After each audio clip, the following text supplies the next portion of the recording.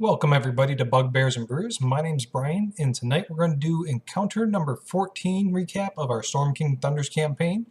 Once again, we had a 5-player table, so no Leovoro, no Tundran due to family issues. Once again, family always comes first, not a big deal there. Picked up in Mirabar, doing a little bit of last-minute shopping before you guys headed out on the road. You decided to pursue the Eye of the Allfather, which is where Moog wanted you guys to go in the first place. Having no better idea of what to do, you guys thought that might be the best place to head out to. Issue was you had no idea how to get there. You knew it was someplace in the spine of the world, but that was about it. And the last bearings that you had with Moog was heading northeast from where you guys departed. So you figured you'd head into the Valley of Kadrin. I think I pronounced that right. It's a fantasy name, so I'm going to pretend I pronounced it right either way. And so you headed off that way, and as you're heading towards the valley, there was a couple, you guys stopped, a couple people asked, have they seen anything interesting? And somebody said, I saw a hill giant off in the distance, seemed kind of timid, didn't want to come near anybody, didn't seem like it's a typical stupid hill giant, wanting to pillage and rage, or pillage and ravage this town and that kind of stuff there. It just went about its business and headed off to the northeast. So you guys took that as a good sign. Heading into the valley itself, it didn't take you long to find signs of the Utgard tribe, the Great Worm tribe. Sorry, I had to look it up, but it was again there. Great Worm tribe, you didn't know a whole lot about them. They're a bit more peaceful than some of the other tribes, but they're far more recluse. So you thought it'd be best to tread carefully and decided stealth was the best idea. And it worked well for the most part. You were able to make it across the valley towards you guys were on the far side of the valley, or on the more civilized side of the valley, and you wanted to get towards the side of the valley that had the spine of the world on it, and so you crossed most of that without issue. However, about halfway through, you came across a rather large path made by a rather large creature, presumably Moog. So you guys decided, let's go ahead and follow that instead of progressing across the valley. About a day and a half went by of following that pretty stealthily, and then you came across a log in the middle of the path, and you guys had to move it because Britches and the cart couldn't get through. And as you guys were getting ready to move it and scouting ahead, the Utgard tribe found you and let you know that you guys can proceed no further due to a deal that they struck with a giant. And as they described the giant, as you investigated that situation, it came out describing the giant clearly matched Moog's description. And you guys mentioned, hey, there's this kind of leverage curl going between Pavik and Moog. And after discussing that, the Utgards decided, you know what?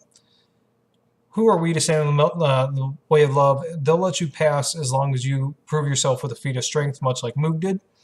And so they gave you two options. Option one was to clear out a nest of spiders from their winter hunting camp. Option two was to obtain the eggs from a frost serpent that crossed over the spine of the world into the valley.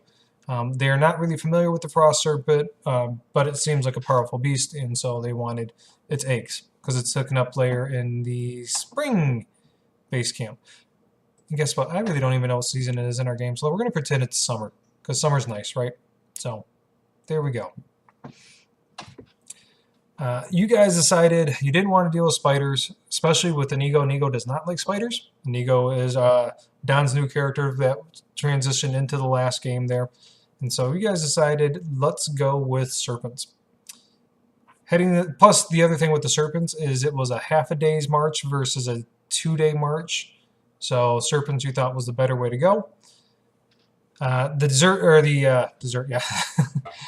base camp that you guys got to seemed pretty deserted. There was some structures there built, but they're definitely seasonal. Their walls were pretty well structured, but their roofs were thatched and not well taken care of. You could tell like they were, recent roofs, but not anything maintained for the past bit of time there. So you guys, Nivara and Inigo decided, let's go ahead and stealth in there. take a look around. They got pretty far in the base camp when Pavic decided, I'm going to be stealthy too. And the 7-foot-plus Goliath wearing heavy armor, oddly enough, wasn't stealthy and awoke whatever was in this area, and some creatures came tunneling through the ground to Pavic. And these creatures, they kind of seemed serpentine at first, but after they fully emerged from the ground, they were not serpentine. They were kind of some sort of blue centipede insectoid type deals of a rather large stature, and there was 2 of them. And fighting them, the idea of a frost serpent didn't seem quite right. You're guessing the frost serpent came from the fact that they have blue skin and kind of had a frost-like appearance. However, they had a nice red underbelly, and as you cut into them, the blood that spilled forth was so hot that it burned you guys. And so you thought frost serpent's probably not the best idea to name them. They're probably more like a fire serpent or something like that there. But you guys were thick in the battle, and Pavic and everybody else joined the battle, and instead of Inigo joining in, Inigo's like, you know what, I'm going to go ahead and investigate a little bit further in the camp, see what's going on. You guys seem to have this pretty well under control, figuring that this is the mated pair. And Inigo went into a cave nearby, and just as he did that, outside, Pavic did a thunder wave.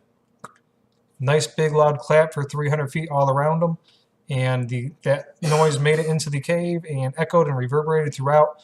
And off in the distance of the cave, those weren't the mated pair that were out there. Those were the babies, as the mommy, who was much larger, was resting on the eggs and just happened to wake up as soon as that thunderclap occurred. So here's poor Inigo standing in the front of the cave, about to try to take some eggs from this monster, who is of a rather large stature, and gets seen. Which kind of sucked because he had really good stealth rolls leading up to that point. However, you got to kind of play things the way it works out there. But to Inigo's benefit there, he landed a crit. And at my table, whenever there's a crit or crit miss, we roll percentile dice. The higher it is, the better the outcome. And the outcome on this one was 98%. So I was really nice, and I gave him a max damage crit, which wound up doing a lot of damage. Because it was max damage, so he did a booming blade. So it was max damage on the booming blade portion and on the weapon or the after effect. So it was like 70 some odd points altogether. It was a lot of damage for that bit there. But he hit the creature. He grabbed the egg and ran off. And at this point, I should say, even going into that, he did haste himself. So Inigo had a lot of actions and movement going on there. The mommy creature burrowed in underground and attempts to go chase him.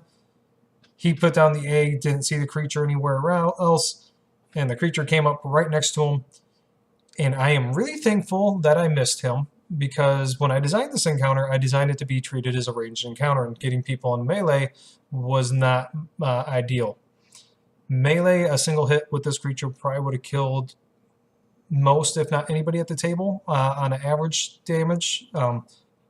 For those at home, where it was a Rasmaraz or something, I forget what the proper name is, but it's the giant blue frost creature, centipede type creature with the boiling blood and all that kind of stuff. I really described it earlier. Remoraz, that's I think what it's pronounced as. I don't know. Once again, fantasy creatures. I know I need to do better about this, but to me, it's a frost serpent in my game. But it, was meant to be a ranged encounter, and instead we're introducing melee into it, which is fine. The whole thing was they were supposed to learn to treat these creatures with range from the fight with the babies. However, since that didn't, the fight was happening as the mama woke up, some fun had there. I will say though, I think most of the damage I did to you guys throughout that whole combat was done with the blood backlash. I don't think I really hit but maybe once or twice with the creatures. I never hit with the mama creature. I hit once or twice with the babies, but I think most of the damage done was due to the blood spray. There was an incident where I think Thessalon crit missed, and wound up hitting the creature for like 1 damage, but it wound up splashing a bunch of the blood onto Pavok because I once again rolled really high. That's the luck of the draw. Sometimes the high rolls benefit the players, sometimes not so much. There was a mistake I made on my part.